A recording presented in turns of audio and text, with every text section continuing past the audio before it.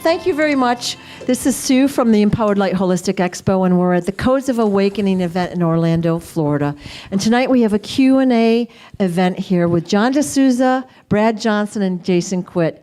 Any question goes. Thank you so much for your attendance and exciting answers. Thank you.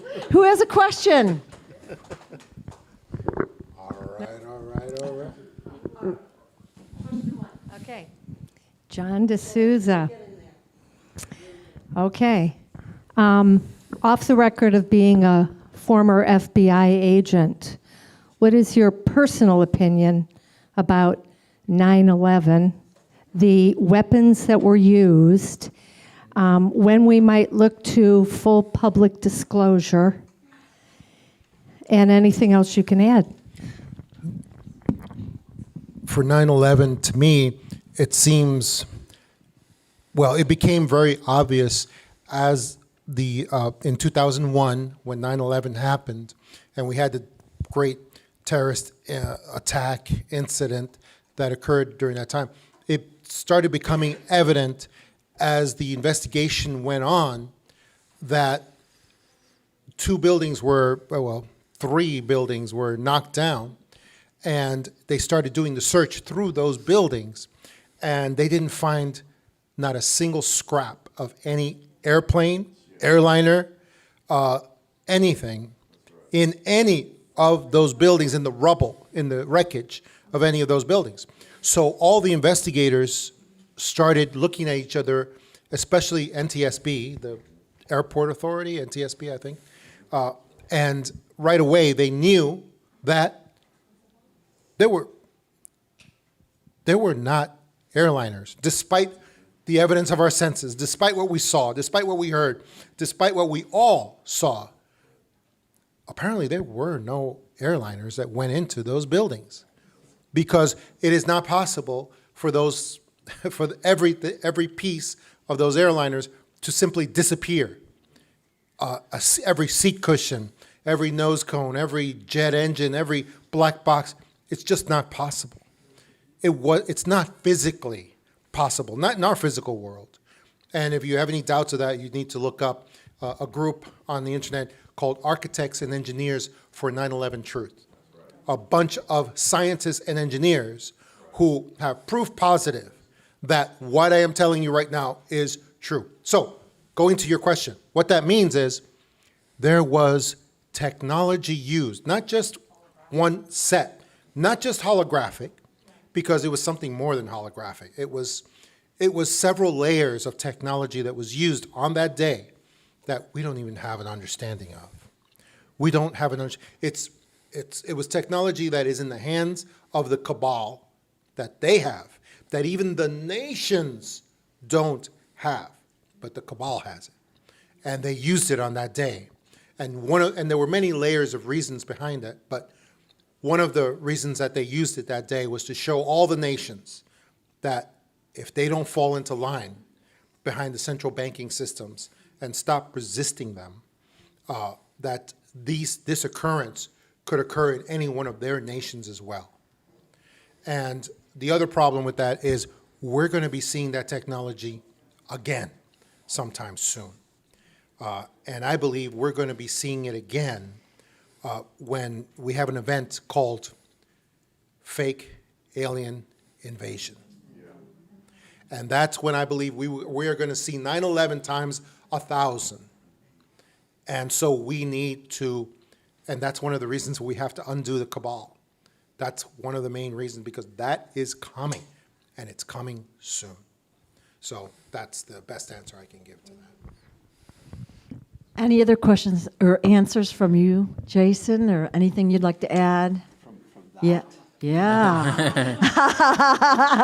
No. Fred? No, we're good. All right, here's my comment. 9/11 was supposed to be much bigger than it was, and some of those components were somehow foiled. All right? So I don't want to give away any of John's presentations, but intuitively, I got a hit a day before it happened. And I didn't understand what was going to happen, but I knew it was going to be nationwide. And so we only really had 2 locations, but it was going to be much bigger. And John might be able to tell you more details on that tomorrow. I will. Yep. Yes. All right, next question. Hi, it's really more of a follow-up question. So if this was not actually orchestrated by the U.S. government and it was the cabal, why did they choose to do it on American soil? Because from what I understand, the cabal is not necessarily associated with the United States. Well, the United States is one of the nodes. I don't know if that's the right way to describe it. It's like think of it like a crown. London is one of the centers worldwide for the cabal. Another center is Belgium. Exactly. The Vatican is another center of the node. But the United States, Washington, D.C. is another one of those nodes. So yeah, that is the reason why. And also, it's because the United States, Washington, D.C., is the center for political power of the nations. Political and military power of the nations. And 9/11 was shown as a lesson to the nations to tell them, to show them that, hey, your power is nothing compared to the power that we have, we the cabal have, and the technology we have at our command. That's why it was done in the United States. I just See with the New York Times, what's going on? Yeah. No, I mean, I just know that for the video, you need me, like, if I was to not have this, you wouldn't pick it up. She is with the New York Times. I'm not. And It's not EPUB. yeah, no. I United hate States, when that happens. Washington, D.C., London. There we go. Now we're getting somewhere. Lay it on us.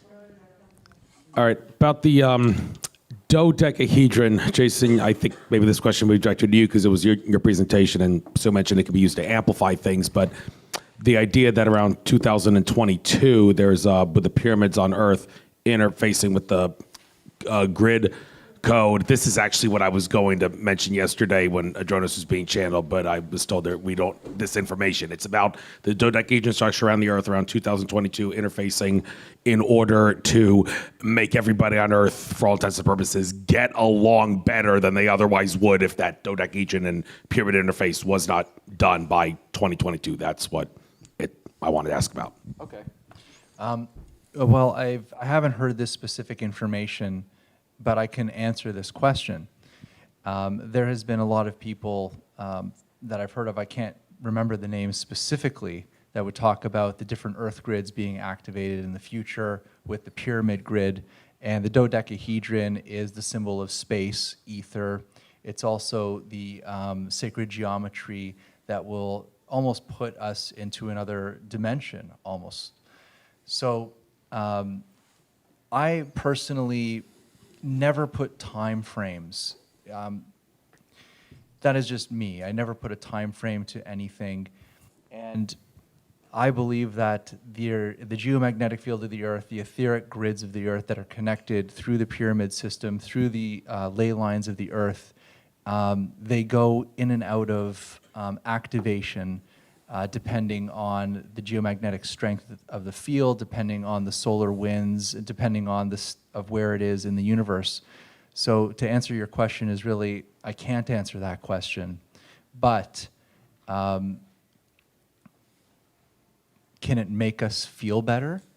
I think changing the geomagnetic structure, activating the pyramid grids, activating the grids on the Earth can have a tremendous effect on human consciousness. I can't say if it's positive or a negative effect because all humans are different, but I would like to believe that that could happen to bring us into a stronger alignment. Just to add to that idea as well, too, is that is true because that can go into a very strong alignment. But it's kind of like how a person metamorphosizes through the means of a fever, right? We basically have to go through our fever. We have to go through this intense period first before we can basically harmonize with that particular type of geometry.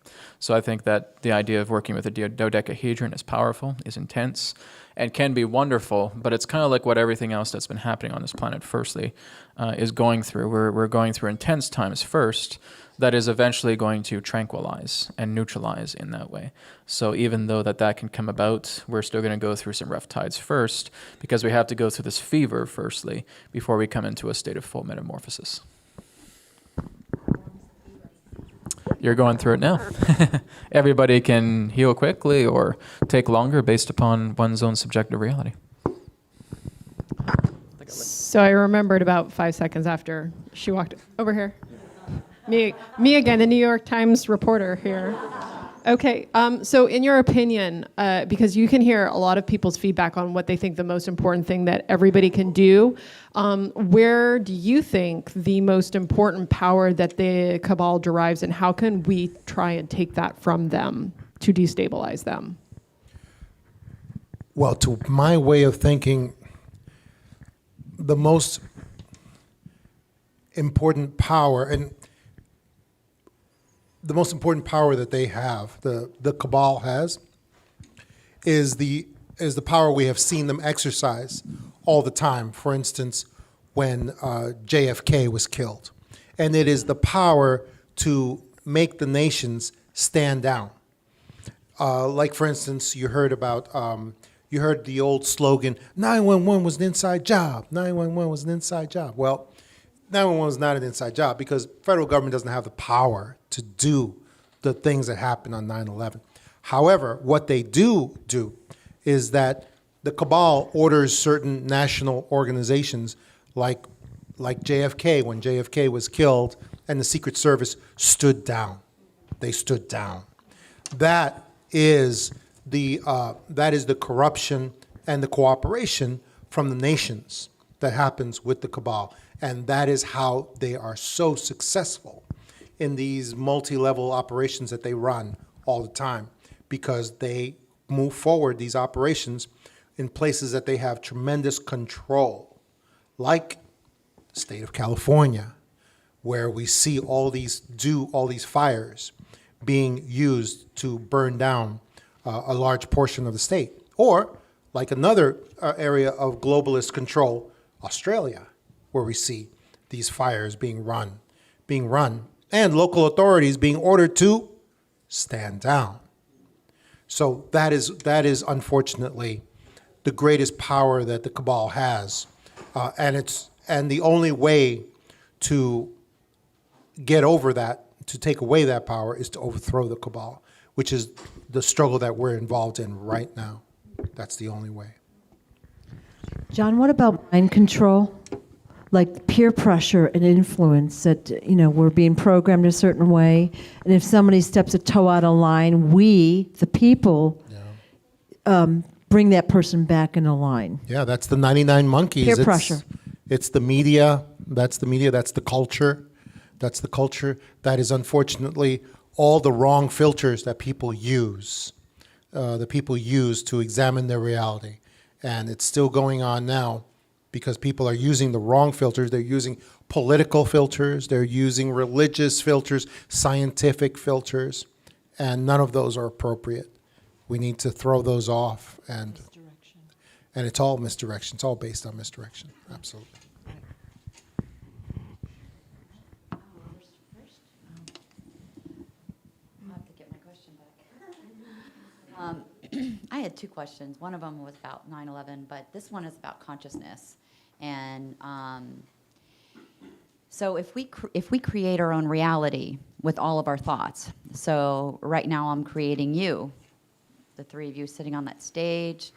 I'm creating my chair, how I'm feeling right now. I'm creating my own reality. Excuse me? Oh. So how is it possible that there's energy attachments? If I'm creating my own reality, how can something beyond me really be affecting me? Unless at a cosmically, some soul level, I'm giving it permission by, my energy field, my previous agreements throughout my life where, that I took on. What's the difference between those two things? Well, see, there's a misperception about creating your reality. Creating your reality comes to the state of choice, not through the idea of you actually having the memory that you're creating that chair, that you're creating this table, that you're creating everybody here. It's not about that. Everything is available to you right now. Because everything is right now, everything is creatable right now. So you're experiencing this room, you're experiencing this reality, you're experiencing me talking about a Starbucks coffee cup. But the whole idea is that really what you're doing is that your value of choice is the idea of how you perceive reality. So what you choose in life becomes your creation. Your vantage point is the idea of what you are perceiving and what you are creating. So basically when a person says you create your reality, yes, that's true, but you're allowing yourself to walk a particular path. You're not the one that is basically building atom by atom this particular table to make it into being. It's already here. So everything is already available to you. It's your perceptions of choice that designate that magnetic that you're working with to determine what your reality means. Does that make sense? So your choices are what matter. Your choices are what bring reality together. It's not about having to manifest everything out of thin air. Can you manifest a loaf of bread right in your hands right now? Go ahead. You can't, right? It's your choices that are making that happen. Your choices about how you want to live, about who you want in your life, about where you want to go on vacation, about the job that you want to do, what your personality is like. All of that is based upon the premise of your nature of choice. And I'll just add to this. We all know that there is laws that we're governed by. There's universal laws that we're in right now. So to try to manifest a reality or to choose a reality, you have to also understand that you're bound by these laws first. So it's like if you jump off a bridge and then you wish really hard to manifest that you're just going to land on your feet, it's probably not going to happen the way you want because you're bound by these general laws first.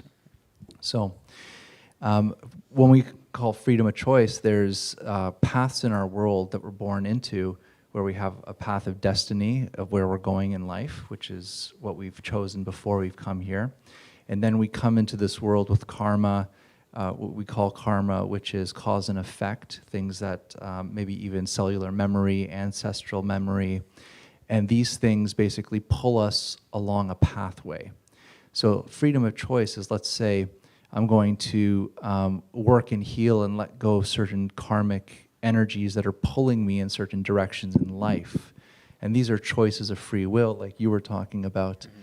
And once we heal those choices, suddenly it frees us up to manifest in a direction of our destiny path more. So we can use the word, we live in a holographic universe, what were holographic projections, but I really think these are just words that we're using from our understanding of what we're in right now. We don't have a language yet for what this really actually is, and in my personal opinion, what we are experiencing here is just almost like a shadow of another dimension. It's something else that's holding this all together. And those have structures and laws. And this is kind of what we're bound by. So yes, we could have freedom of choice and free will and put out what we want before we come here and then achieve it.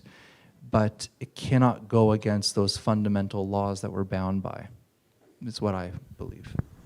And to go even deeper, you have to understand that looking at it in this perspective, you yourself are a character. And there's your soul behind the scenes that already know exactly what you're going to experience in this life. Is it going to tell you everything about that? No. It needs to keep the mystery intact so that you create this quote-unquote illusion of choice. And choice is actually an illusion because everything that we're facing here in front of this reality feels genuine to us. But because it's operating at a very, very slow density, our soul operates in a plane that is so much beyond this reality.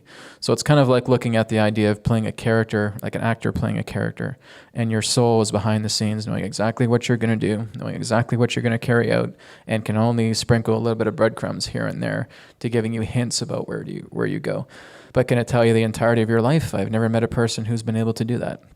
So this is, again, just letting you know that we are playing a character, that we are involved in a type of game to helping ourselves evolve a lot more and saying, what if I did play this game where I felt separate from everybody, where I felt limited, where I had to rely on my choices, my instincts, the people that I have involved in my life? What would I become? And that, again, is what the soul is very, very interested in. It wants to see exactly what this lower fractal self can do within this reality to see how it can evolve further on that linear base level. Make sense? All right. This is Adronis earlier told me that in my nighttime sleep state, that I'm kind of like in between sleep and sort of another stage. Do you think that it would be possible for me to use that altered state to go into something like astral projection or something like that? And how would I go about I believe doing he was saying something like that, was for you to see if you can go full out. There's a very interesting video that's online for people who want to get into astral projection that I recommend. It's called Leave Your Body in 3 Days. It's a it's a video series created by Michael Raduga. He is basically behind the phase, right? You guys familiar with that? Because I hear a lot of chuckling in the audience. There's a book too. Yeah, he has a free PDF book as well too. Yeah, there was a guy that was talking because his Russian accent was so thick, and you could barely hear him in the original audio. So they have a narrator in it as well too. But it's really good. It's really great stuff. I was trying it myself, and it feels pretty great. So using something like that, going into the phase as he talks about, I think is really great. But yeah, from what Adronis was sharing is that you're already there. You just have to kind of know that you're there, and then that can move into the next step should you want to explore different dimensions. Should you want to. I mean, it's up to you. But it's available, for sure. Thanks. All right. This question is for John. Are you familiar with Andy Pero, the parapsychology in Montauk, New York, the parapsychology mind control subject named Andy Pero? Are you familiar with him? No, I'm not. Okay.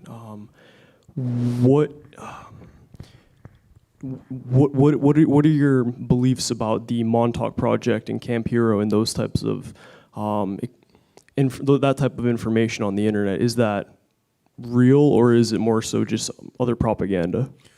Well, no, I mean, the Montauk Project was real. It was, and the way that you know that is when you have so many separate sources of information that all kind of parallel each other on the same subject.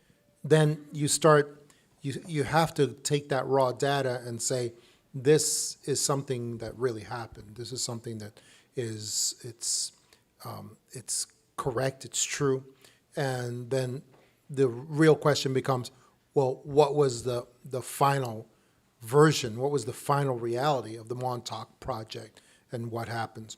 And there's a guy on the internet named Stuart Swerdlow, Yeah, I know him. who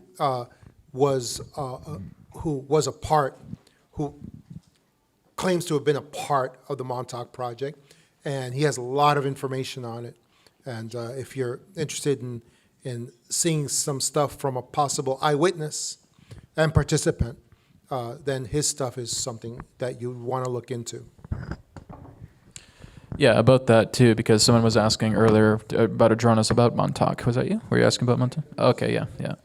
Yeah, and someone else was asking about the movie Contact and about the technology that was in there as well too. And I believe Adronis was talking about that the movie Contact and being able to open that gateway to Lyra was based on looking glass technology, right? Being able to create a synthetic pineal gland.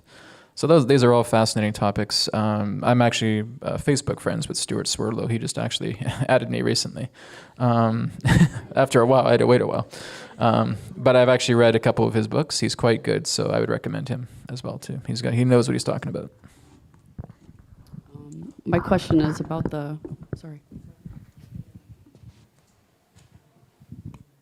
My question's about the Schumann resonance and how it affects us individually and collectively. That'd be good for you, Jason. Okay, and first I'll just get back to Montauk and Stewart and all these people. Please look into them more carefully as well, because there's a lot of what I would consider disinformation in that topic, and be very careful. And just because one or two people come forward and tell the same story, it doesn't mean they're telling the truth. It means they're saying the same lie and getting away with it. So you have to be very careful in this community. And that's just my opinion. But, okay. Also, when it comes to the Schumann resonance, we have to first understand what the Schumann resonance is. It's cosmic radiation, it's solar radiation hitting the ionosphere of the Earth, and that the ions come down and hit, well, you know that right now there's thousands of lightning strikes on the planet hitting all over the planet, and that creates a resonance in the ionosphere and the Earth that we can measure. And the more cosmic energy that comes through, the more you have this ion exchange between the ionosphere and the Earth. And that's what we call the Schumann resonance. As that Schumann resonance raises, we have more ionization of the atmosphere. And it affects our minds. Our minds resonate our consciousness resonates in the same frequency ranges as the Schumann resonance, which is around 7.8 hertz, which is a wave. But our brains also operate from 0.1 hertz all the way up to about 70 hertz, which is gamma. So it's the same frequencies that are reflected in our consciousness in the Schumann resonance. And being awake, we're around 30 hertz, between 30 and 40 hertz. In a meditative state, we're in around 11 hertz. And as we go deeper and deeper, that's when we get into altered states of consciousness, dreaming, lucid dreaming, and a loss of consciousness completely at delta, which is about 0.5 hertz to 1 hertz. So with the influx, because if you've been watching the Schumann resonance lately, it's kind of going off the charts. I've seen it almost at 100 hertz, which is very, very high. So this could really affect our consciousness, I would say both in a positive way and in a negative way, because remember, people are fragile. And if it starts to affect our mind, if our minds are very weak, or if we have a very active mind, having a very high Schumann resonance may cause more chaos in people. Whereas if a person has a very clear mind, the Schumann resonance may actually activate different memories, gifts, dream worlds, or even healings. So it really depends on the person receiving that energy of the Schumann resonance that determines the effect of it. A mat. Well, that's very good, like a pulsed electromagnetic field mat, is what you're asking? Yes, those are actually quite beneficial because remember, the human being, the human consciousness is born in the womb of Mother Earth's heartbeat, which is the Schumann resonance, which is the average, about 8 hertz. And for us, that's almost like the energy of peace. It's what we're used to. When we surround ourselves with Bluetooth, radio frequency, Wi-Fi frequency, that's in the megahertz frequencies. It's microwaves. It's a high, high frequency. So we're exposing ourselves to a type of frequency radiation that is thousands of times stronger than the Schumann resonance. Schumann resonance is geomagnetic. It's low frequency pulses. And we're surrounding ourselves with very high frequency. So when you take a low geomagnetic field frequency, like you're talking about, a pulse electromagnetic field, and laying on it, then what you're doing is you're trying to resync and calm the nervous system of the body back to the earth frequencies, which has a very healing effect to it. So we are trying to, see, this is how crazy things are these days. It's crazy. We have to invent technology to get us reconnected to nature because our nature is polluted with technology. That's how crazy we are, right? Yeah. So, And we have to eat organic food so we don't get sick. yeah, like what humans call real food. Yeah. Organic food is real food. Right. And run on your Peloton also with the nature scenes on the screen. So we are in bizarro world, basically, is what. Yeah. Yeah. I hope that answers the question of the Schumann resonance. I think I went over that one. Okay. Okay. Hello, guys. Hi. I just got a quick question. I'm sure you heard about the QAnon movement. It's supposedly, maybe you haven't, but it's supposed to be a movement that's going on with Trump and the military and just a bunch of leaders worldwide. It's supposed to take place possibly this year about exposing Hollywood and, just the corrupt government that we had in the past. So basically, my question is, what are your thoughts about that? Is that basically part of the ascension that's going to happen? So this is kind of like the spirit kind of expressing it into our physicality as that kind of movement? And who's really behind it? Is it the military? I've heard some stories it's the military. I heard some people say it's ET are involved. Just your opinion about it. I think it's possible that it's all of the above. In 2015, we had a what's called a White Hat Alliance. Some people, I started just calling them the Allied Forces. We had a conglomerate of Allied forces, of military powers and political powers across the earth that decided that they were going to get a civilian leader to help them spearhead this fight against the cabal, the worldwide cabal, the central banking dynasties, the powers that have subjugated mankind and the nations for so very long. And in 2015, they came up with a military intelligence group that was going to be their let's put it, the worldwide voice, their worldwide voice. But it was originally thought to be it was going to be a news service, but it's not. It's actually military intelligence service, putting out information to all the allied forces across the earth that are in this global war, this global struggle. And QAnon was put together. According to a lot of information, we believe that it was a military, a general named General Flynn. General Flynn, who was the head of the Defense Intelligence Agency. He was a very high up general in the United States military, and he helped. He's also a specialist in cyber warfare and information warfare, and supposedly he put together, according to sources, he put together the QAnon movement, and he also went on a tour and talked to many people and said he was giving the blessing to a movement of digital soldiers that would be fighting this QAnon, this movement, to spread information and to spread good information, and sometimes bad information too, because that's how military intelligence works. And that it would be in order to help the Allied forces fight against this cabal movement that we are trying to overthrow right now. So that's what the QAnon movement is. That's what Q is. Who Q actually is. A lot of people thought.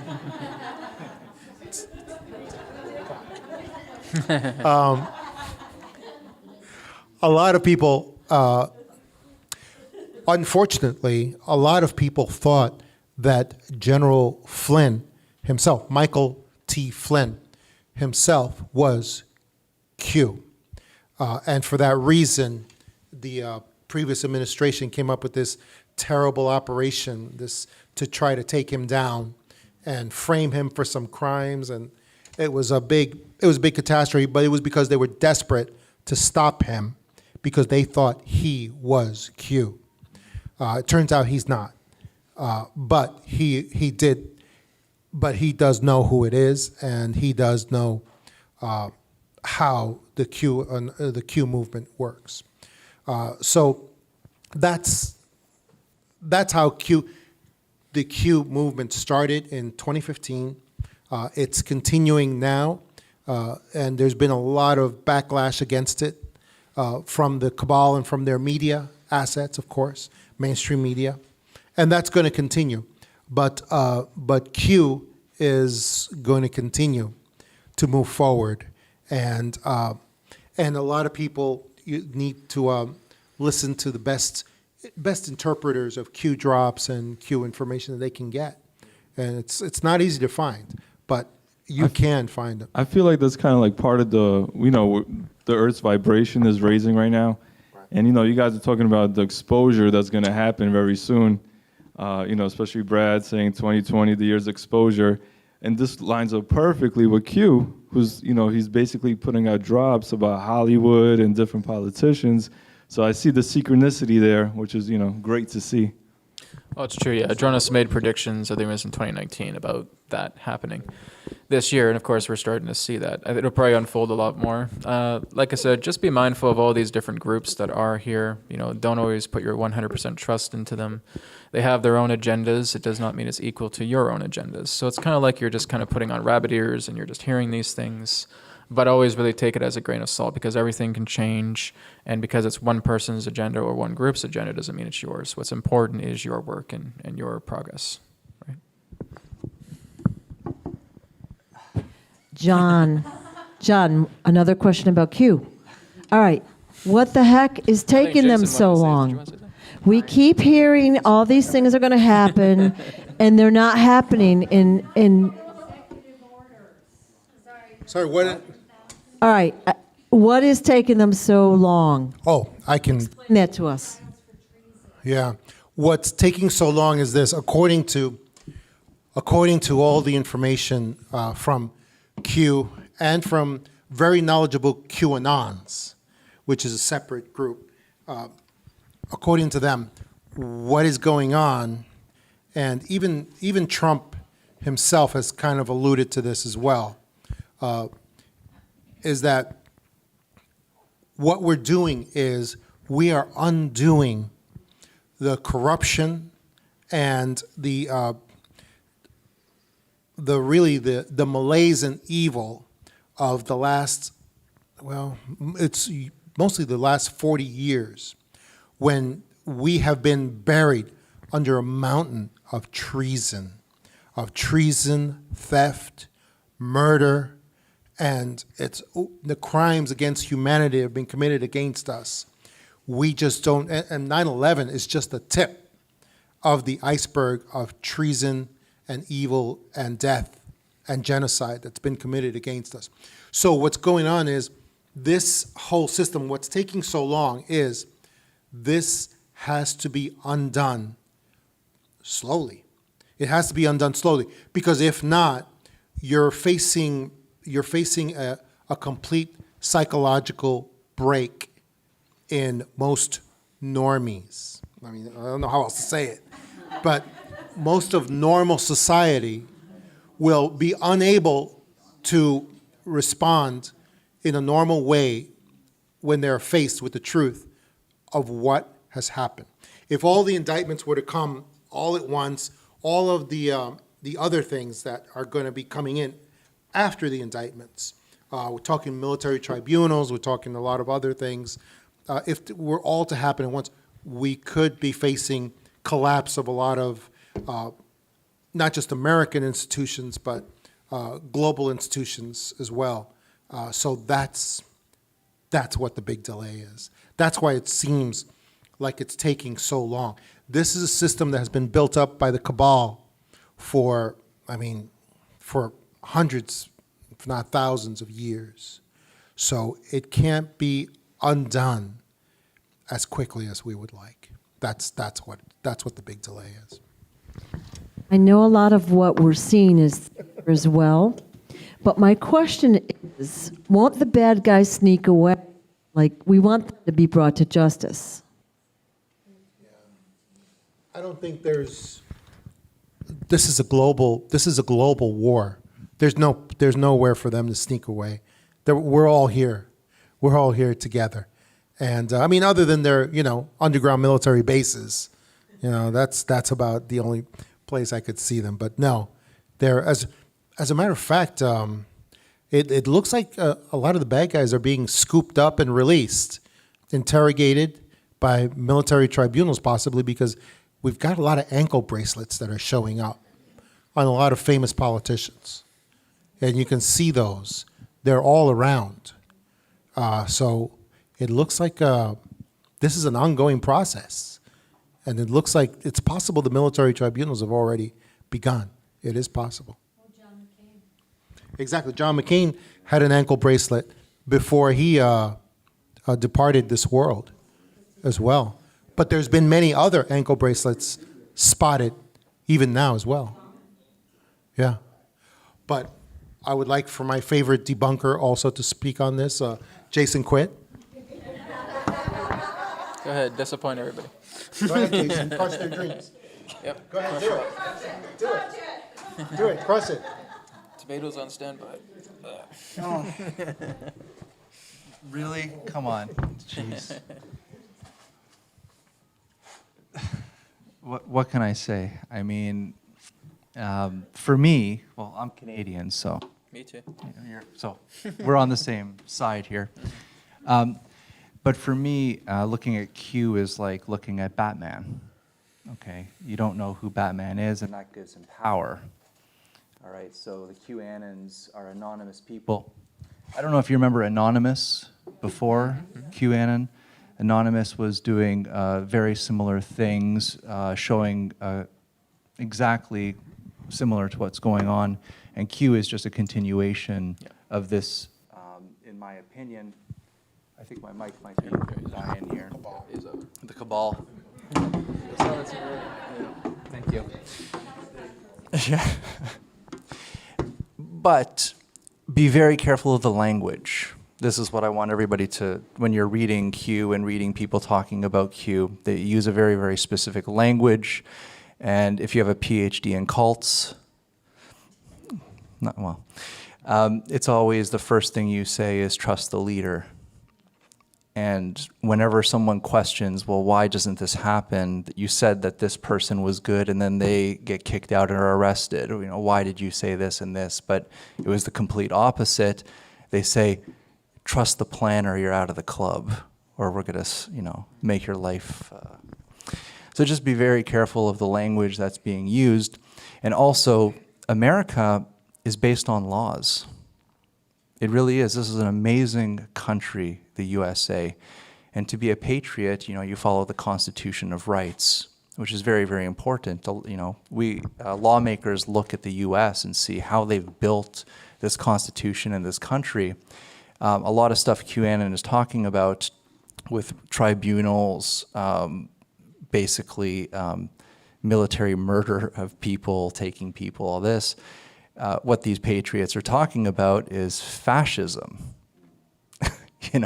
You can't be a fascist, or you can't want these things to happen and be a patriot, because patriot is based on laws. And China and all these really terrible countries like North Korea, they will kidnap these people, they will take them to military tribunals, and they will murder these people. You do not want the United States to go down that road. So please watch the language that is being used by these groups and know the difference between patriotism, laws, and fascism. Okay. So did I crush people? Did I do it? Okay. Yes, you very much need it. And by the way, if you know about 8chan, the original site, it's an anonymous message board. And if you've known about them before Q, that was the place where people would go to that wanted to stay anonymous, because it's like the trolls of the trolls of the trolls. It's like the cesspool of the internet is that website. So I tell people, I'm like, I would rather see military drops on Walmart's comment section. At least one person laughed. Okay.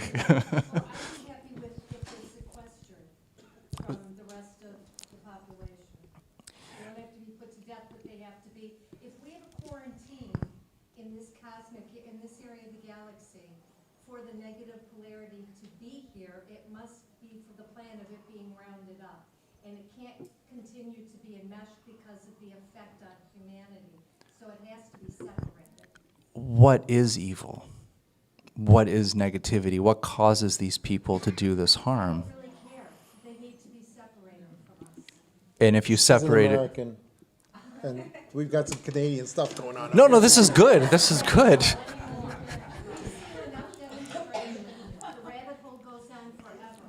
They need to be sequestered. Yeah. And that's not fascism. That's just common sense. And the military tribunal system is actually completely legal. It is a system that is used to defend nations' survival when its survival is threatened. It's just a separate legal system that is perfectly legitimate to use. And it's not fascist. These guys don't even have guns. They don't believe in guns. We use our words. I'm sorry, John. That's Canadian for hello. We need a Second Amendment up here.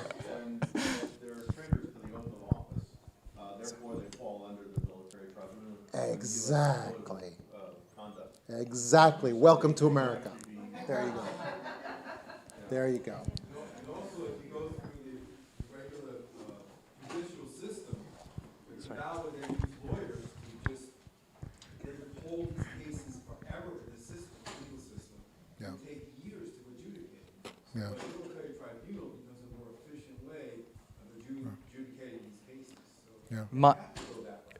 There's no other way. but my point is that if we're living in a polarity universe right now, in this 3D reality, we experience polarity, good and evil. If we rounded up every person that we deemed evil and got rid of them or quarantined them, well, right, then you're going to say the rest of the population is positive polarity? Let's not use the word evil. Crimes against humanity. Exactly, the human trafficking. There Yeah. you go. There you go. And ritual abuse. Let's start. Okay. That's it. Wow. Light the torches. Let's start. That's it. I'm interested about why our Constitution. Do you want to do this? I started to wrong. I'm just going to talk about consciousness questions. That's all I'm interested in. I'm sorry. Go ahead. They're sending me back to Canada. I'll ride behind. After what? Right. So we got the Patriot Act.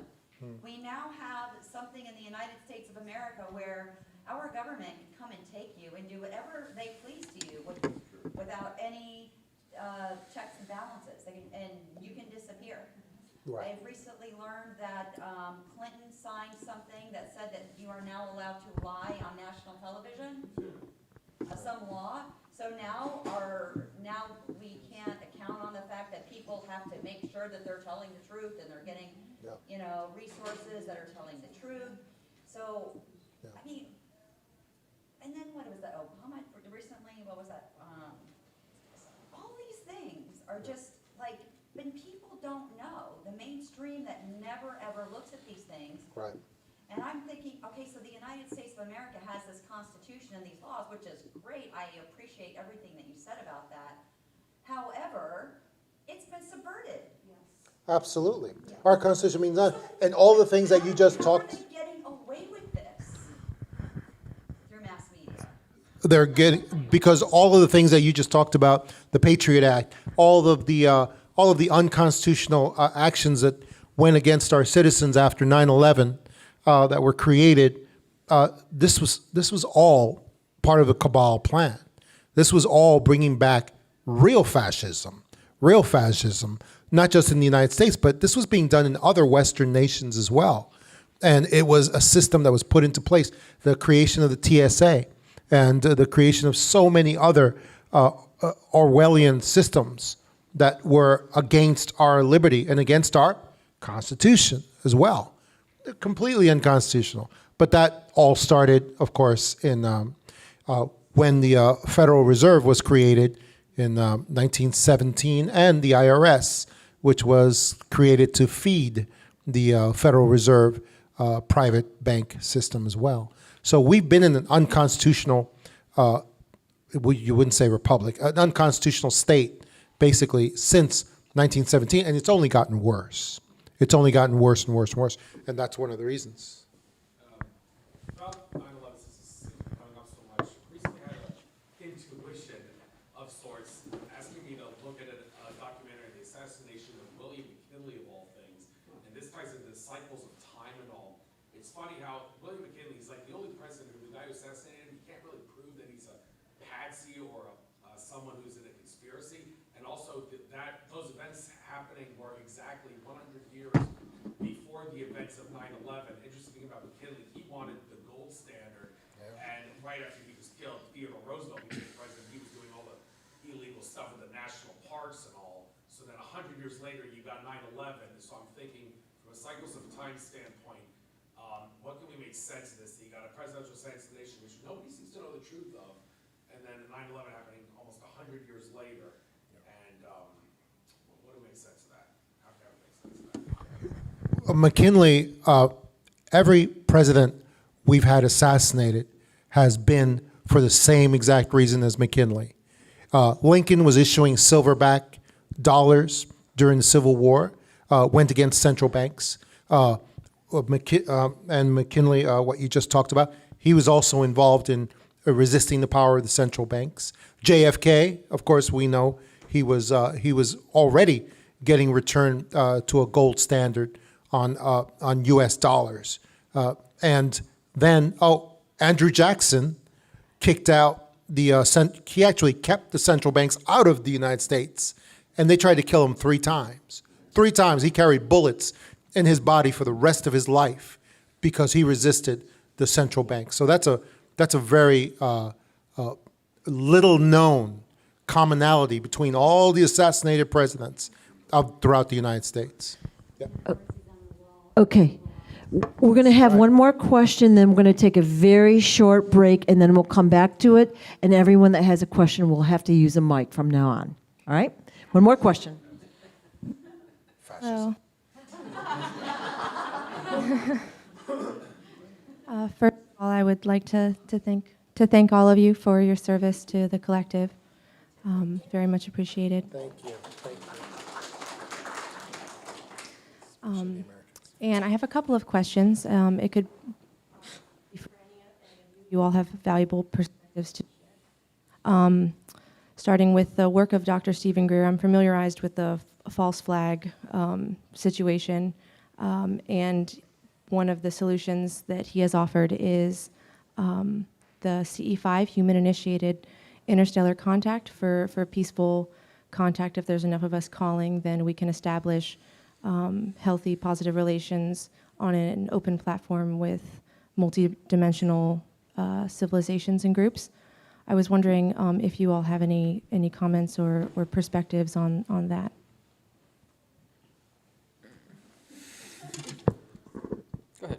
Go ahead, Jason. All I wanted to say, no, you guys should talk on it as well, but all I wanted to say is I love Stephen Greer. I love his material, I love his work. However, I do disagree with his perspective that all alien presence or variations or visitors are always positive, no matter what. And if you have a less than positive experience, it means something's wrong with you. And I just disagree with that perspective, and I don't think it's a good perspective as far as that goes. Other than that, I love his work, and I think his work is very important. I've done CE5 events before, and I think it's a very positive thing to just, try to make a connection. But we also have to agree with what John said as well, that it's not all positive. I've had different types of contact experience that I speak about, and it's very personal, and usually it's through telepathy or out-of-body experiences. And I think that just the fact of putting it out there that you want some type of positive experience, be it in your meditation or prayers, you don't have to be out in a field and ask for it, but put that initiation out before you go to sleep you may have a connection to some information or contact. Because I believe the contact that is happening with the public, it's not the vision of the UFO landing at the White House. It's one-on-one interaction with an intelligence that is initiated through a type of meditation connection through your heart space and your maybe even connection through your past lives as well. So I believe that is true contact, and if enough people go through that experience, it'll change the consciousness of the planet for some type of visitation in the future. And this also goes back to QAnon and all these things as well. And what I was trying to say with evil is that the world will only change when our consciousness changes.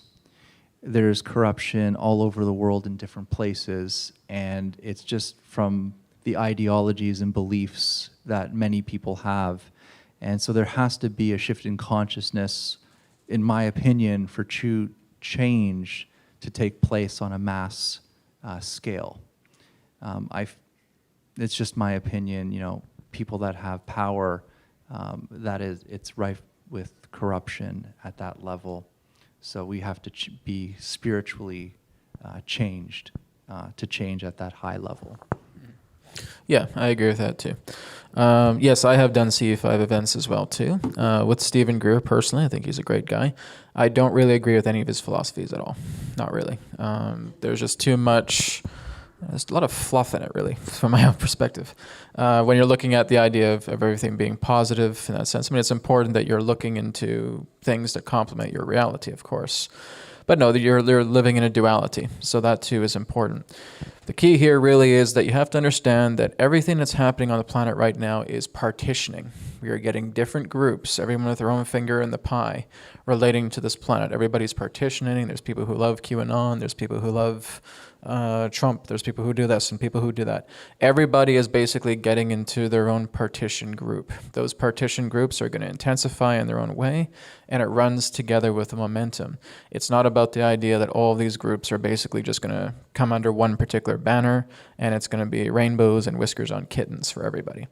There's going to be these states of partitions where people are going to go in their own way, and they say, this is exactly the momentum I want to ride out for the years to come. Right now, we're just going through a transitional cycle. Like everything, you know, there's a lot of people who say, oh, Brad, when are we going to win? I said, well, what are we losing, right? Are we losing something?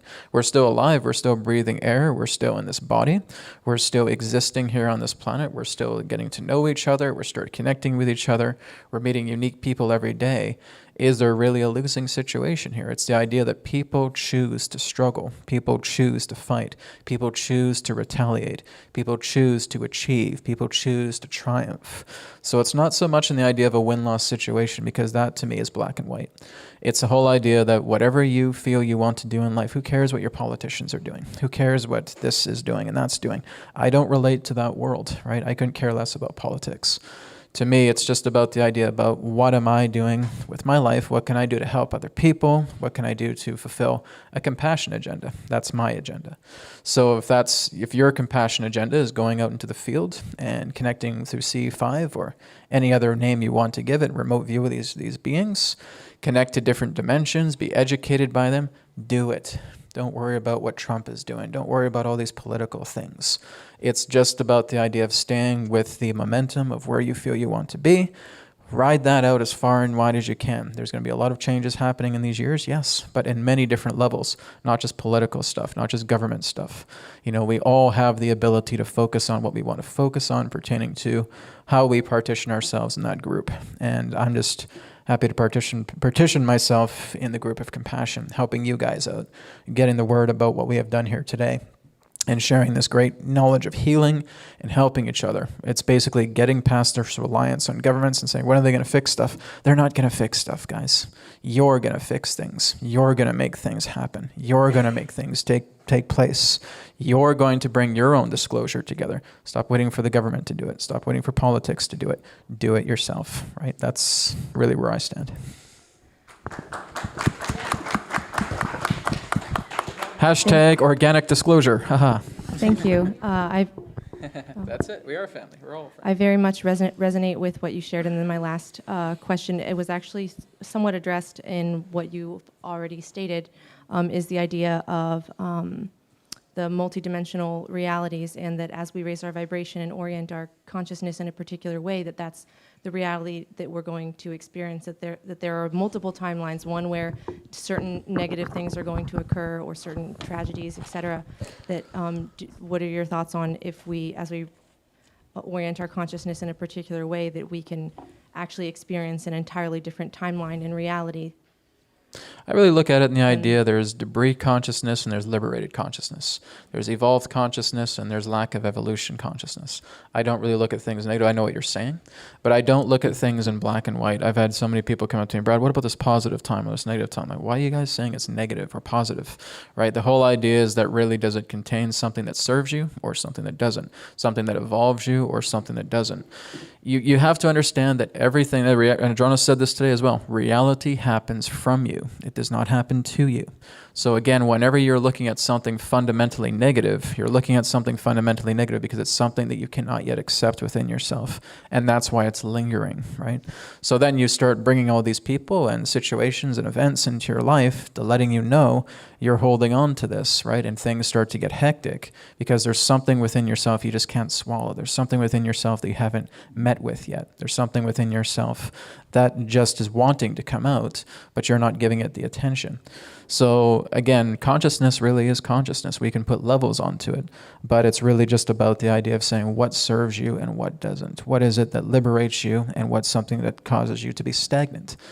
So it's like with me, I have nothing to worry about anymore, guys, and I'm not saying this to brag. I'm here for the fun of it. I'm here to enjoy this. I'm here to educate. I'm here to share this.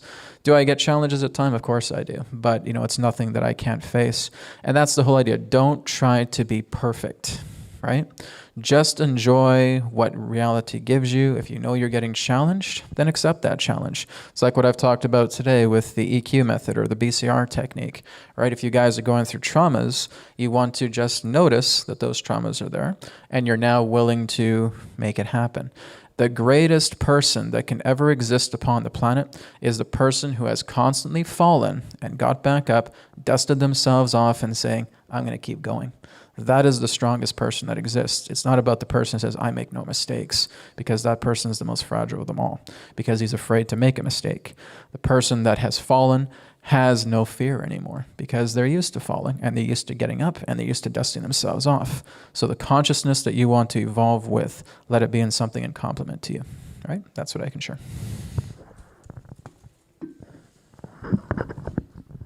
Listen to Brad for a second. Okay. But we have this kind of concept where we want to go on a more positive timeline, and a lot of us, I'll just say 100% of us, we've all had struggle in our lives, and we've all had suffering, and it's how we've overcome that which made us stronger, like you said.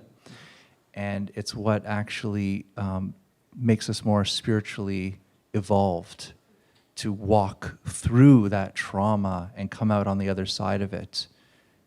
All right, it's very important. So sometimes it's very easy to try to run away from the problems that we face in this world. And there's a lot of problems in this world. It's not just satanic things. It's not just trafficking. It's not just this. We have ecosystem collapses. We have pollution. There's so much wrong in this world. And we can't just kind of say, well, let's manifest a positive timeline. We're here physically to change it physically. If a fire is burning, we're not going to sit and meditate for it to burn out. We will run to the lake, get some water, and put it out. And that's our gift, is we're physical here, and we can actually do action. All right? So I've had terrible things happen in my life, but I'm still here. And it's made me the person that I am. And when I look back in retrospect, I wish those things never happened. Actually, no. I am so happy and grateful that those terrible things happened to me, because it made me the person that I am right now. And I think that is part of the spiritual journey in my personal opinion. All right, we're going to get started again on round 2. Bing! So here's our first question. Oh, okay. Here's our first question. Hi, it's me again. New York Times. I have a question for Scared. Adronis. Oh, just kidding. Okay, so I read so much and I forget where half of this stuff comes from, so I apologize about the source because it might even be you guys up there that I read it from and I don't remember. I'm so sorry. So I remember getting some exposure to our DNA, specifically the humanity DNA, and where Earth is in relation to the entire universe, and how all of the different species within the universe has come and meddled with our DNA and I don't know, like added parts of their own to us. And in a sense, I believe that they look at us as some sort of royalty because we have all of their DNA together in our own. And are you guys familiar with any of what I'm talking about right now? Mm-hmm. Okay. All right, good. They don't want to keep going in this route if you're like, I have no idea what she's talking about. Okay, so... Well, the interesting thing is that really from our perspective, Earth is the center of the universe, right? Because we're the one that's experiencing the center of our own reality.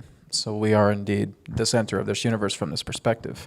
If you were on another planet, that would be the center of your universe as well too. So wherever your vantage point is always the center of your universe. And Adronis elaborated on this last night as well too in the channeling, is that he said, there is no other creator that was responsible for man's creation other than God, right? So again, everybody has a different perspective on God. When we're looking at creator beings have a certain level of contrast to them. Now, when you're looking at humanity, our contrast is almost immeasurable. And with many of these different creator beings, a lot of them had limitations placed upon them. They're very intelligent, they're very smart, they're very crafty, but they have always had limitations placed upon themselves. Therefore, you cannot have a creator being that has limited states of contrast to create a human race that has unlimited amounts of contrast. It's not possible. So everything pertaining to how humanity was created was all based upon the Most High's design. And that's going to be hard for us to understand. We're probably going to spend countless time trying to reflect on what all that is. What I've received from Adronis and through Spirit all these years has always been that in the best way that can be put, God created man, right? And man itself relates to the image of God, but not through the aspect of appearance, but capability. And that's what we're able to do as creators. So that's what I can share relating to that. Can I begin? Thank you very much for passing the mic. All right, so let's look at the universe, for example, and try to think of how many different intelligences or beings are in the entire universe. And I would say that that number is immeasurable, actually. But on planet Earth, we kind of made superheroes of specific races. Like we have from Sirius, we have the Pleiadians, Arcturians, Reptilians, Lyrans. You have the Greys, the Mantids. We have these like thank you. We have very specific superheroes, I'll call them. Supervillains, superheroes. But really there's infinite of these intelligences. So why do we almost like deify or demonize certain groups that we've been talking about for many generations? I believe the tinkering that you're describing allows different soul consciousness from other different groups to incarnate in physical forms. So we can say, Adronis, you're very serious. Look at that face. He's from Sirius too, I guess.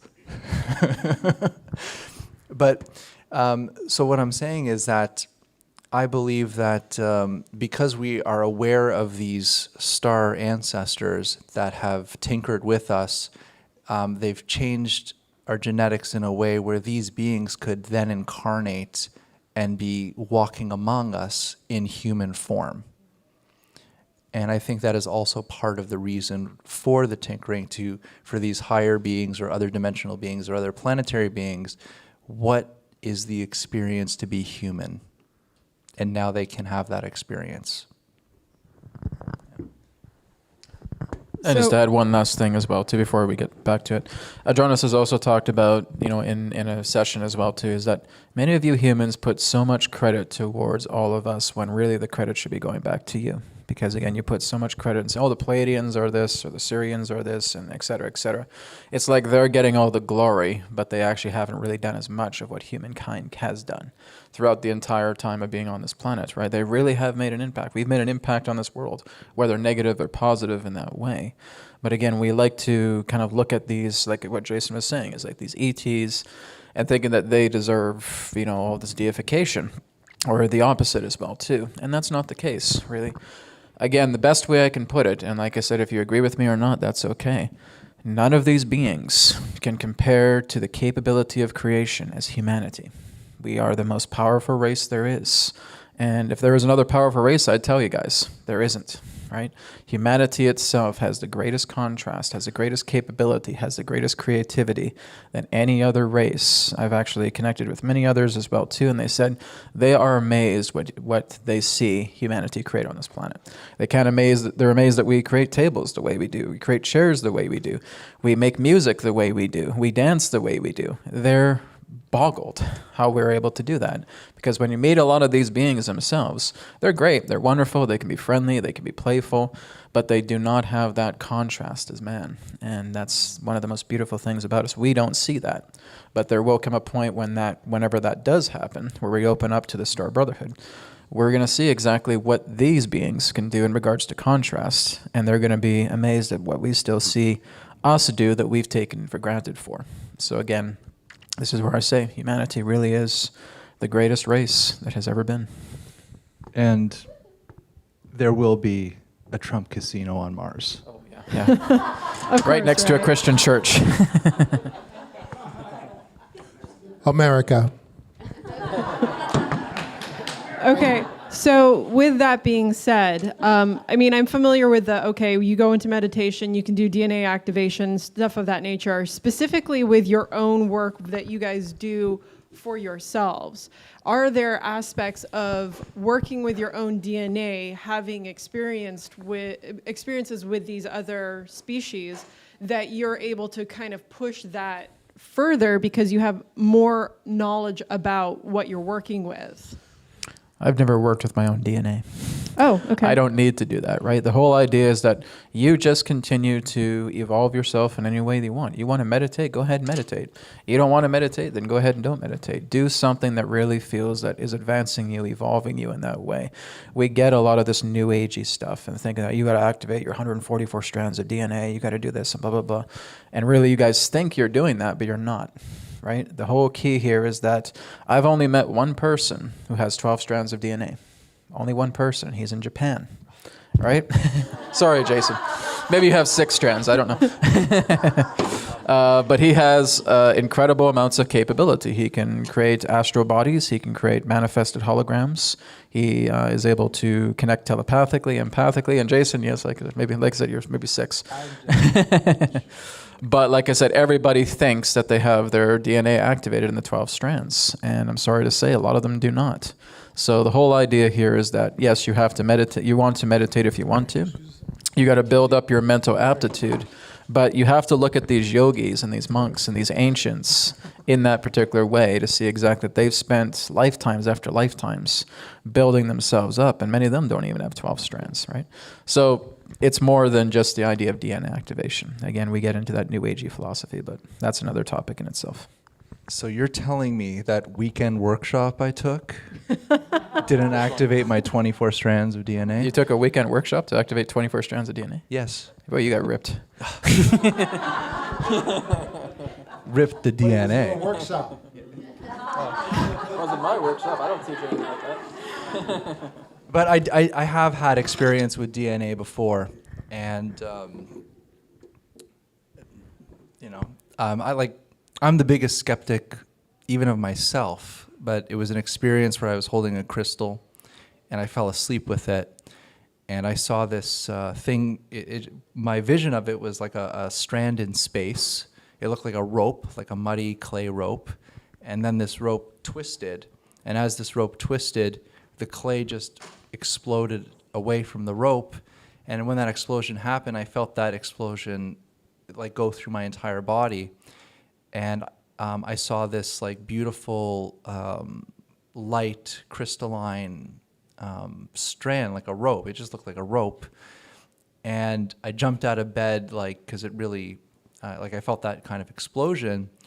And I heard a voice, be still, we're activating dormant DNA.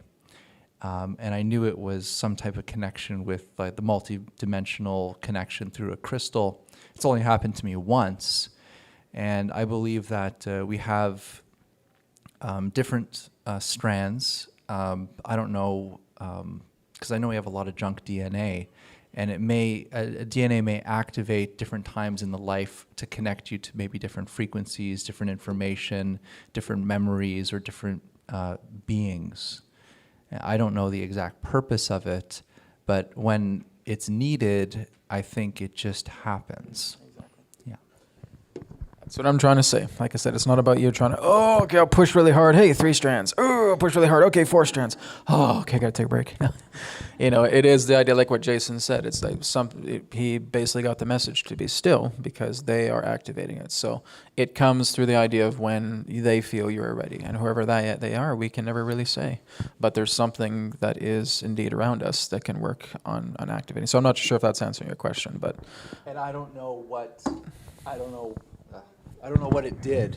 Okay. I have no idea what that DNA did or means or what that is. All I know is I had that experience. Yeah. So I don't know. Yeah. Real fast, and this is a little comical. So in Hinduism, they've got some blue gods, and they'll be like, oh, no, he's blue because his aura is blue, and part of me is just like, no, he's an alien. Thoughts? Oh, I want to answer. Go for it.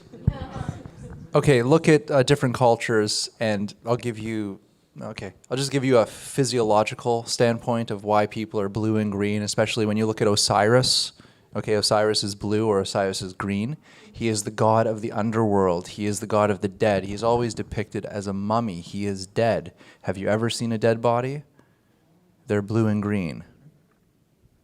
Okay, so usually when they depict a god from the underworld or a god that's from the other side or a past loved one, they would depict them green or blue because that was their symbol of death. Am I starting a riot again? Okay. It's true.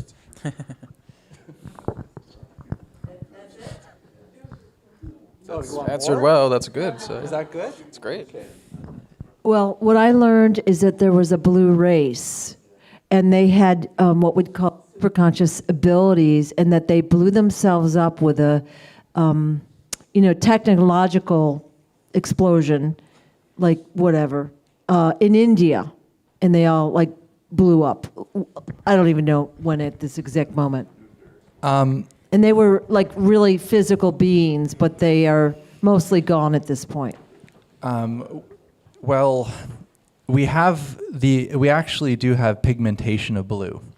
And you've seen news stories of people that have taken too much colloidal silver they turn the blue guy. and they turn into blue guys.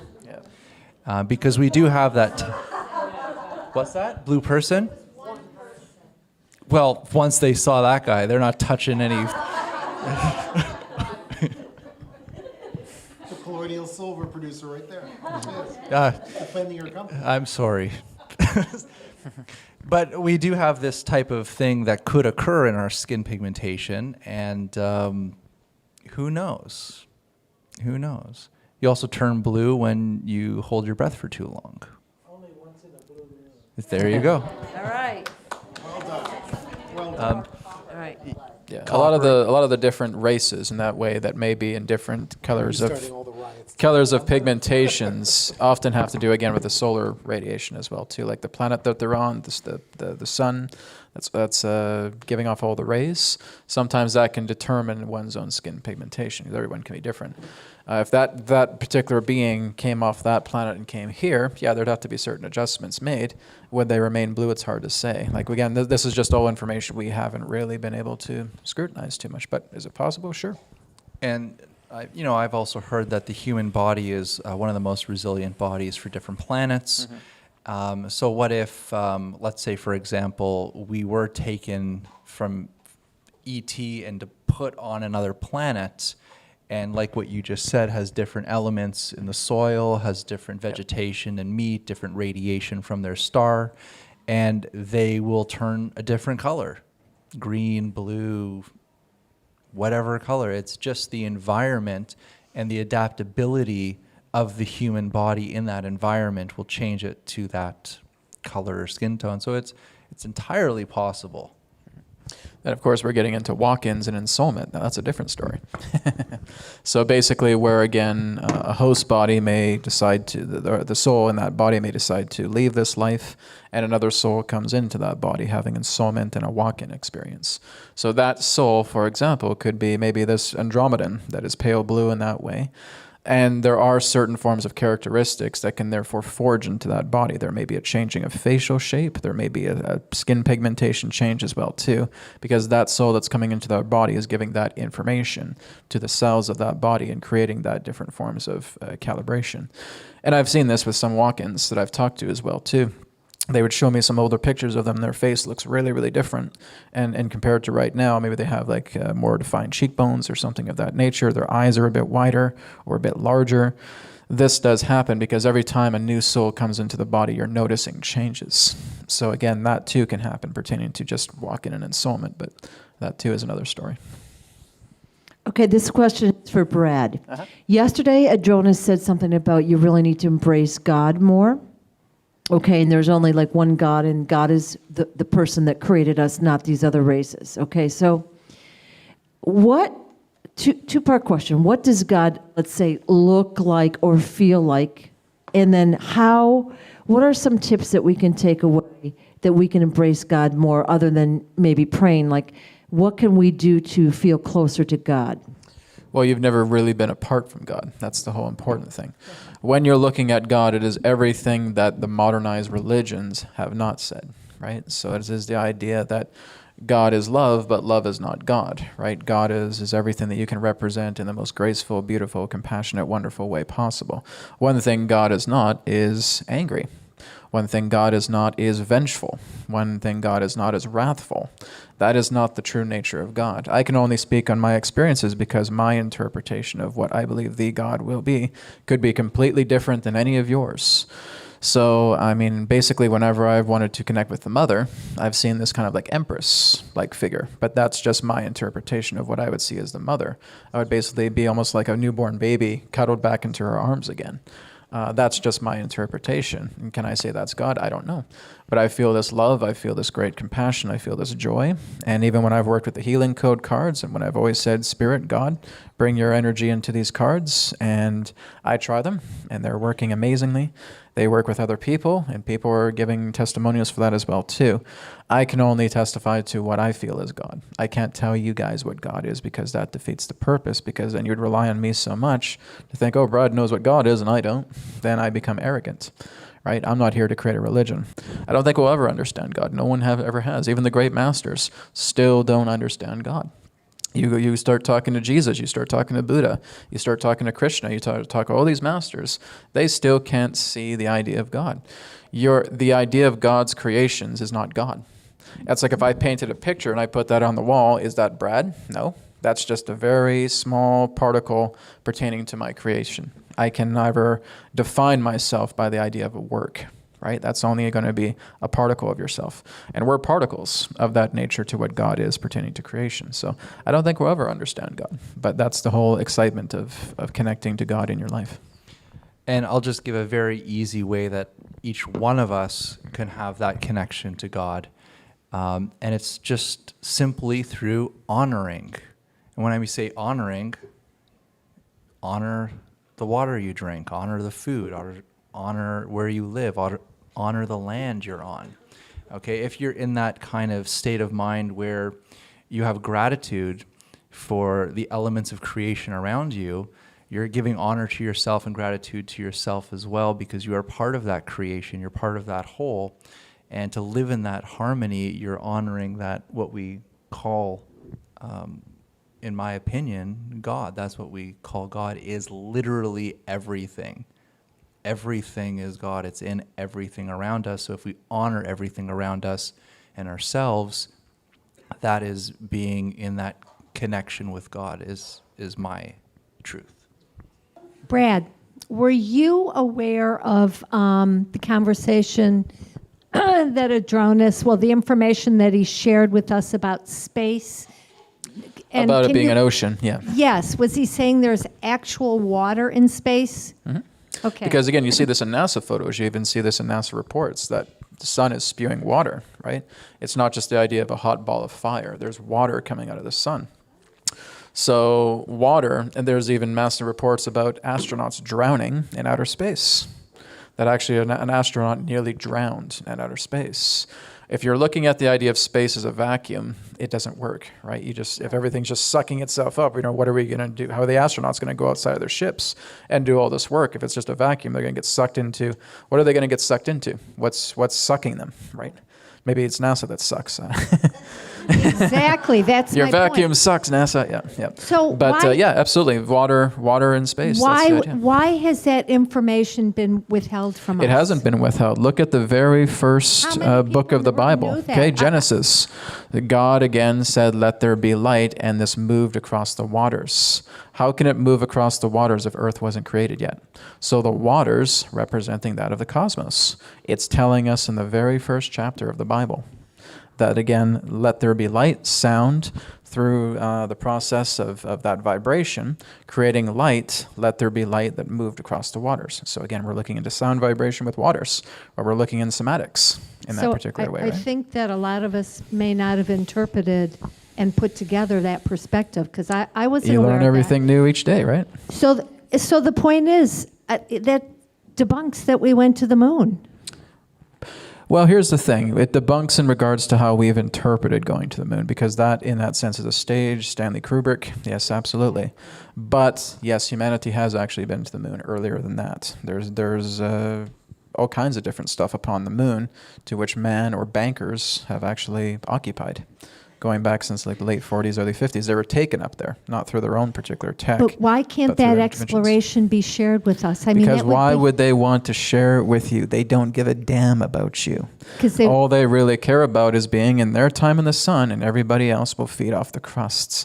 They don't have to share that information, because as soon as that's exposed, they're saying, well, what about us? Why aren't we going up there? And that, again, throws everything that we feel we know out the window. And that is them losing their power. Right? So again, you put too much faith in your government. You think your government cares about you. Sorry to say, guys, they don't give a damn about you. Oh, I never You know, believed it's about the idea that they want your money, they want your obedience, they want your faithfulness, they want your power. That's all they want. You know, if we had a very loving, honest government, we would not have the systems that you have, right? And that's so a the lot of this is just the idea of them spending their time in the sun, where everybody else is cast in shadow. And that's the problem, in addition to what we were talking about with the atrocities and all of the negative things that have been done to humanity. You can't say that there hasn't been interference in the ascension process because of the lack of truth from our leaders. There's been intervention that has happened. The whole idea, as soon as the post-atomic era has happened, there has been an entire ground crew effort for all of these different souls to come here upon the planet, because they have Right. been called here to come into human bodies and say, we're now going to fix this. That has been the effort since the post-atomic era. But hasn't the harvest been kind of held back and put on delay, and it's taken longer and longer? You really and need to there's look some at the disappointment with the how- Egyptian what the numbers timeline. are. The Egyptian timeline really plays this out very, very well. People who have actually been able to do what's known as the Egyptian pyramid measurement. There's a guy named John Van Elken. I would suggest you look into him. His research is really, really great. And he basically was able to work together with his research to discover an Egyptian pyramid timeline by using what's known as the pyramid inch and being able to measure the measurements of the chamber, of the king's chamber, to actually create a timeline that accurately predicted everything. At the end of this timeline, guess when it ends? 2038, right? This is what I would suggest you look at, is that there has already been, for thousands and thousands of years, the entire prediction accurately of everything that we are going to experience in this age. Now, I basically made the prediction of 2037, 2038. I was not even aware of John Van Elken until after I made the video about that. And a friend of mine says, Brad, you got to look into John Van Elken, because he said 2038 is the end of the Egyptian timeline. So there can be the idea of the feelings of delays, but delays have been part of the plan as well. You can't surprise God. You can't surprise spirit, right? So really everything that's happened is happening based upon the cycle that has been predicted through that timeline just by itself. Jason, anything you want to share?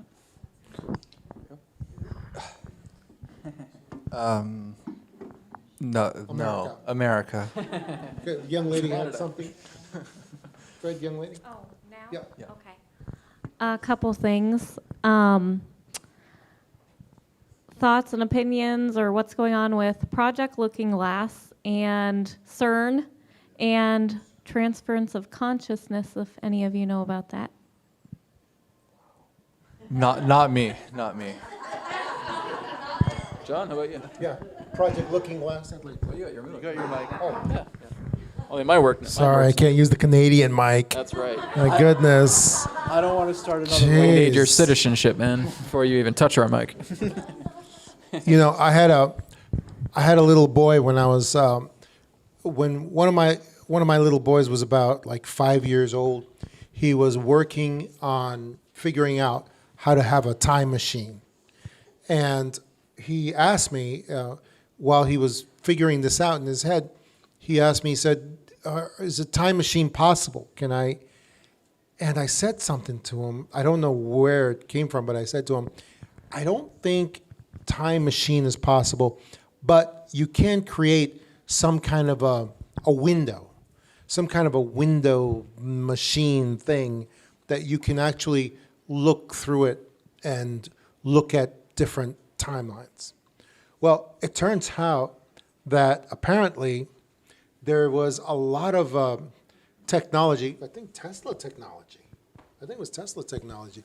Jason's big thing is Tesla, so I would have thought that you would be aware about this, the Looking Glass, because I believe it was originally Tesla technology. But anyway, Looking Glass is a project that apparently there have been bad actors like the CIA and the cabal who have had this Looking Glass technology, which allows them to look into different timelines. Some people thought that the technology allows you to look into definite timelines, into what is definitely going to be the timeline for certain future events. It turns out that there's been a lot of raw data that Hillary Clinton was given access to this technology in 2016. In 2016. And it's the reason why she was so certain that she was going to be president of the United States. And it's the reason why she was so certain that she was going to be president of the United States, because she actually saw herself using Looking Glass technology that was brought to her by the CIA, and they showed her herself as president. And that's the reason why she tweeted out that Time magazine congratulations to herself as the first woman president the night of the election. And it's crazy stuff, but there's a lot of separate independent sources on Looking Glass technology. But it turns out that when they gave her the Looking Glass technology, it didn't show her what the definite timeline was going to be. It showed her what she wanted the timeline to be. And she did not know that. And she found out later she was tricked. She was tricked, and it was too late. It was too late for her to do anything about it. So that's the Looking Glass technology. And I believe the Looking Glass technology is now in the hands of the Alliance, the Allied forces, who are using it for humanity's improvement instead of for an evil witch to reign over humanity. So now I'll turn it over to my favorite debunker, Jason, Quitt. Tell them. No, I'm not.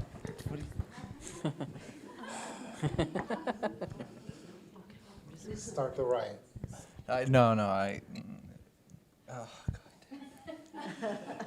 He's going to do it. I'm not going to do nothing. Yes. While you debate, while you guys debate, I guess I'll talk about CERN a little bit as well too. Yeah, I mean CERN's one of their biggest intentions was to basically shift into a reality where a lot of what their agendas would come to life, right? So you guys look at the Mandela effect. That's a perfect example about shifting through, micro wormholes, whatever they call it, different black holes, and seeing these different changes happening together.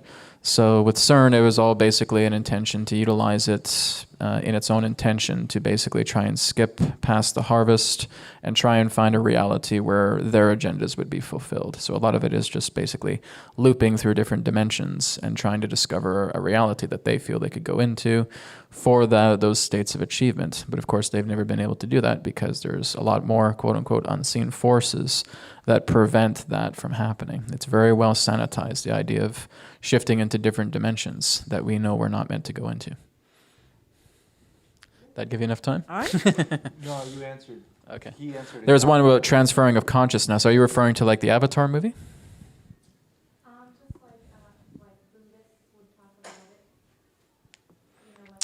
It depends. Is transferring of consciousness is kind of vague, right? There's the transcendence of consciousness, right?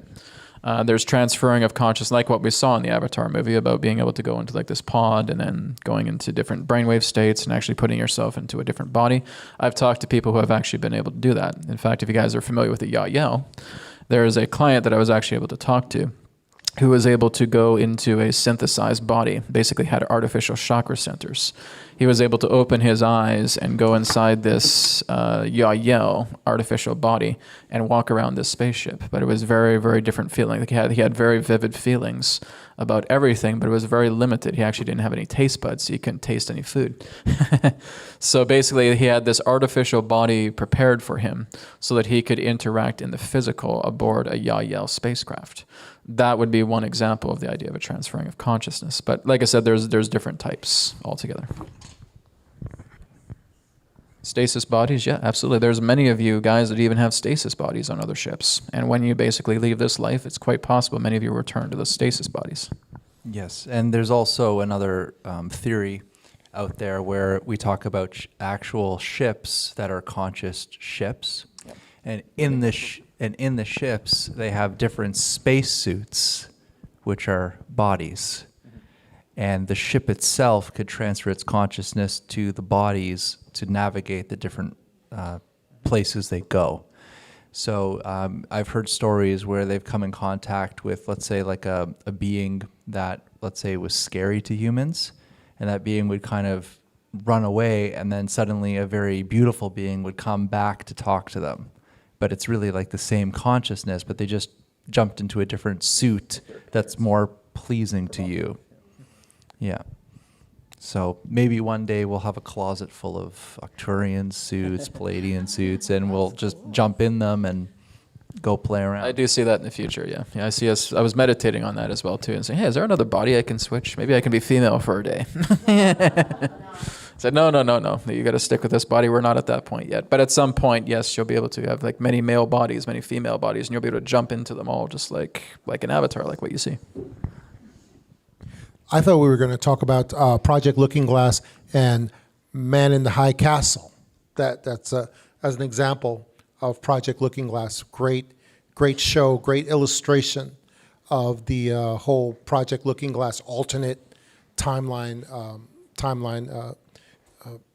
possibilities for anyone who's ever seen that show. It was from Philip K. Dick, and that was a great show. Man in the High Castle, if you get a chance to see it. Okay, I learned recently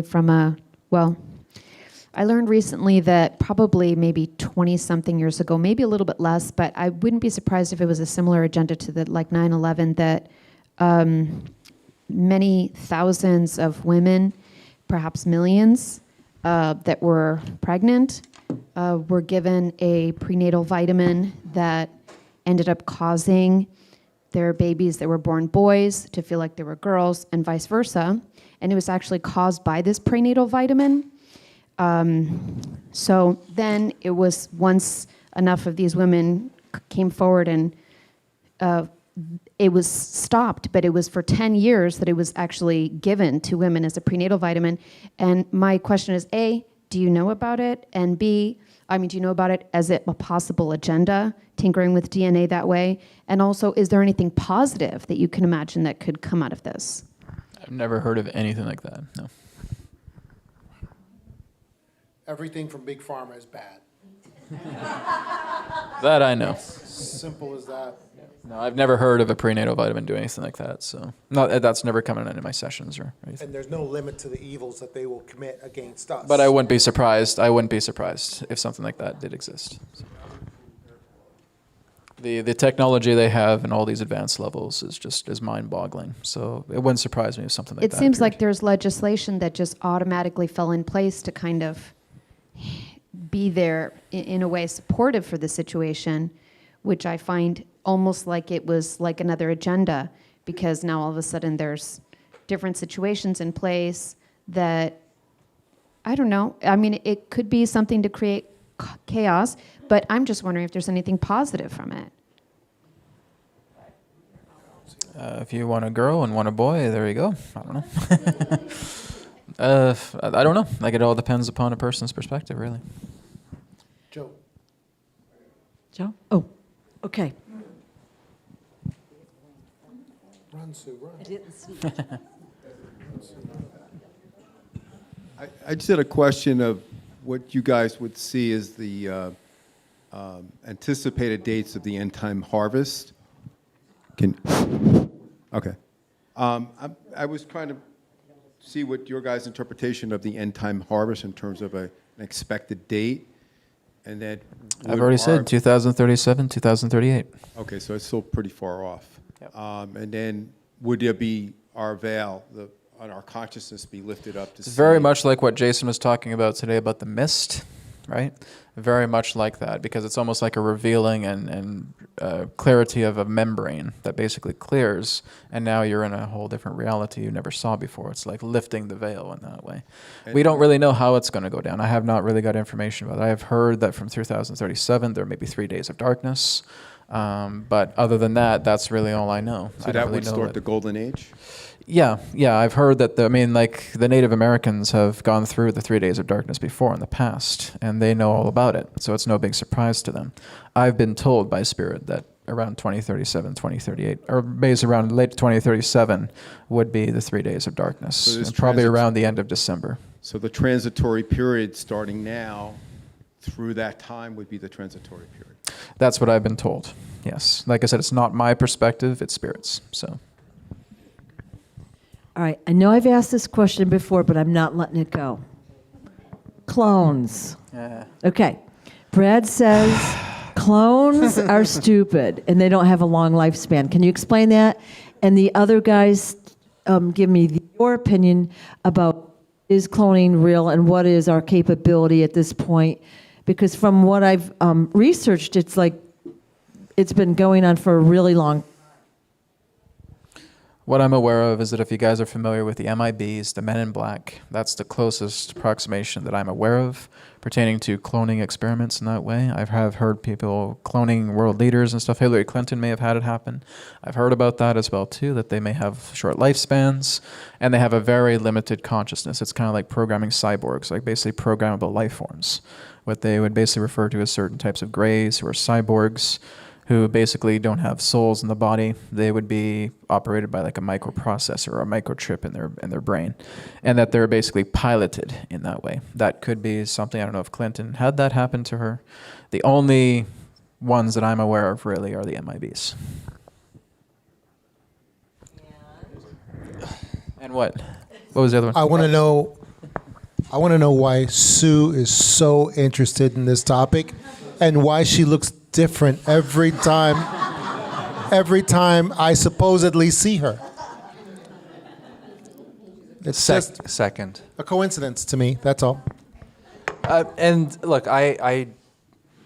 this is just my opinion. I can't give you any solid answers, but I believe clones as a human, absolutely possible.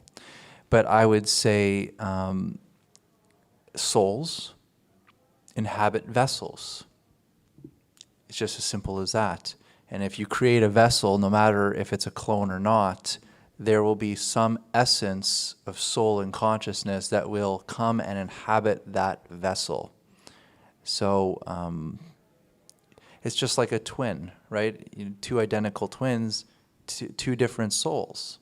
Even though they're identical, it's two different people.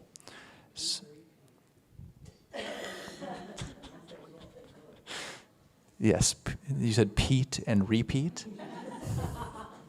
That's like my joke, jeez.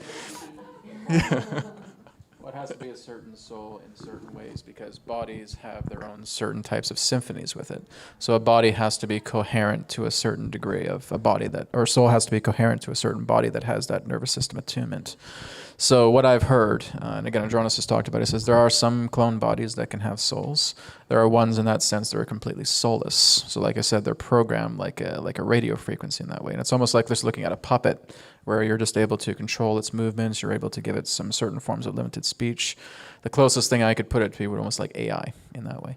But they're very stupid. Yes, this is what I've said. Because like again, if we actually had a person to point to and say, okay, that person's a clone, then we can certainly analyze that person. Have I met a clone? I can't say I can. I've only just basically shared what I've received from what Adronis has shared, relating to, yes, some clones can be soulful, but there has to be some type of relationship to that original host body and their soul, because we all have that kind of unique snowflake design. That's what I've been told as well, too. Yeah, they have a very short lifespan. Yeah, yeah. Mm-hmm. I'll just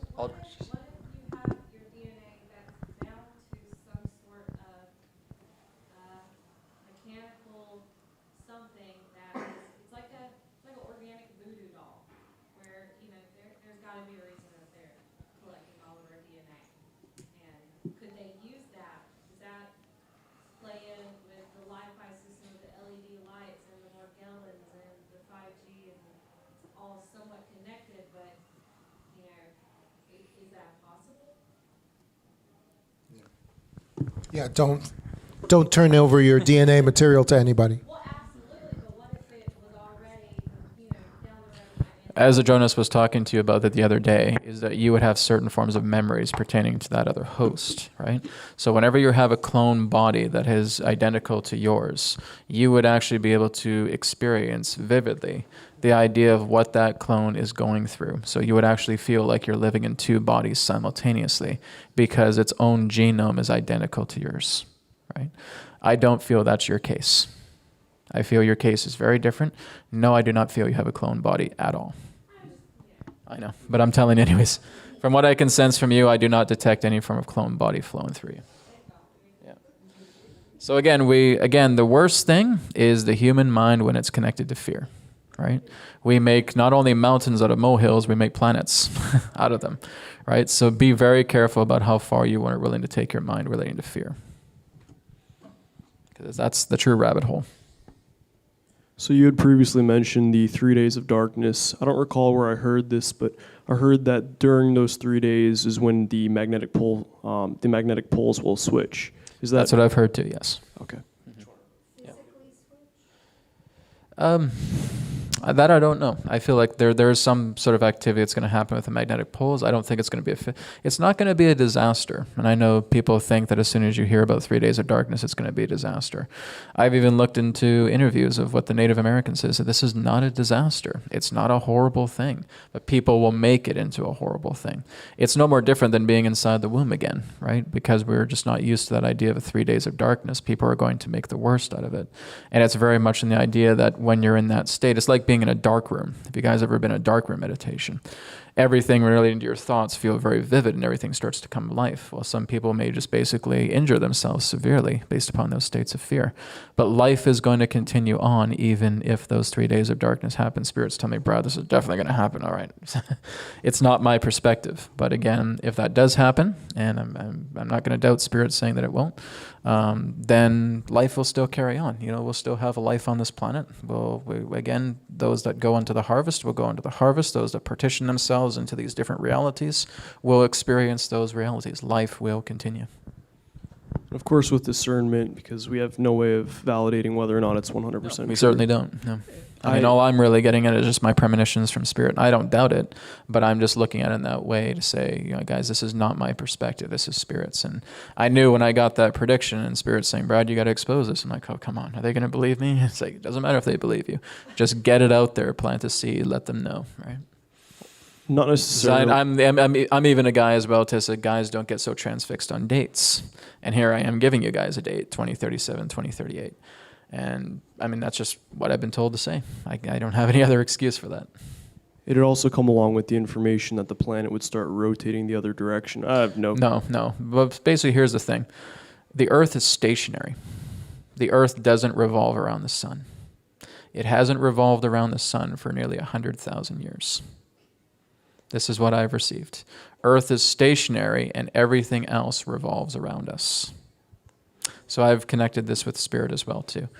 If we actually revolved around the sun, what we would know is the constellations in the sky would change. You would have different vantage points from other stars, but that has not changed in the longest time. But guys, I know you're going to blow up your brains here when I'm saying this, but I'm telling you guys, this is just what I've received from Spirit. Our planet does not revolve around the sun. It is completely stationary and everything else revolves around us. There was a video I watched the other day that was explaining the theory of biocentrism. I don't recall how it was said, but instead of heliocentric, it's biocentric. So life and consciousness are the thing that constitute the continuation of all things. Yeah, it's cycles. It's cycles. Life cycles. You got it. Yep, exactly. Okay. Thank you. Like I was pretty blown away by this as well too. Even Michael Tallinger, who I've talked to as well too, agrees with the idea of a stationary Earth in that way. There's not a lot of things that Michael and I agree on. There's some things we do, but I was really blown away that he was able to discover this as well too. Do the pilots know this? Do the what? Pilots of what? Pilots of what? Why would they know about it? NASA, never a straight answer. Right? This is just what I've received, guys. Whether you take it or not, it's up to you. But I've received the idea that Earth is stationary. It has not moved around the Earth or around the sun for nearly 99,000 years, and it has to do with the idea of time dilation.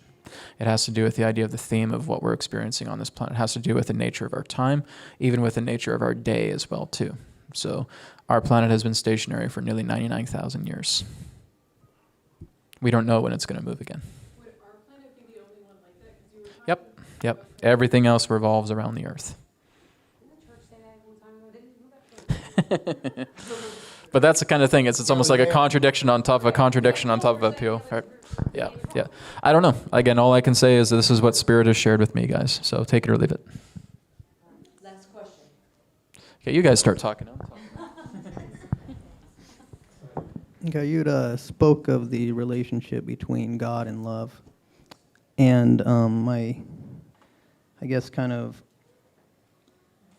in the subject regarding love, I was thinking of as far as like we all have a path to walk, so then the idea of having a purpose even before we're born here, or there being a God purpose for each and every one of us. I was curious your idea with regards to love in like the collective consciousness and well, the best way to put it is that God is love, but love is not God. Right? Love is not all that God is. Like I said, if I was to paint a picture and put it on the wall, is that all Brad is? No. It may be a very loving painting, but there's more to me than that. Again, like I said, what God is not is anything wrathful or anything vengeful or anything that represents lack. God does not play with lack at all. And God's trying to get us out of lack. And that's exactly why these universal laws exist the way they do, because they realize that the more we go into lack, the more that we're sabotaging ourselves, the more that we're going into that state of conflict. And that the universal laws exist to show us exactly when we're going into those deeper levels of conflict and how to get out of them at the same time. So when you're working together with God, like I said, you have to give your own understanding of that, because God has personal relationship with every one of you. God has built you so intricately, so dynamically, so amazingly, so infinitely that you can't even fathom it. So, and he has put so much of that energy into creating you. It's your heavenly parent. Like if you look at your physical parents, some of you may have really great relationships with that. What's stopping you from having a heavenly relationship with the perfection of God? What's stopping you? That's the question I have for you guys. So when it comes to like the norms, So there's nothing that we exists spoke of. within God that represents lack. Well, wouldn't that be the perfect parent? Maybe we should look into that heavenly parent. All right?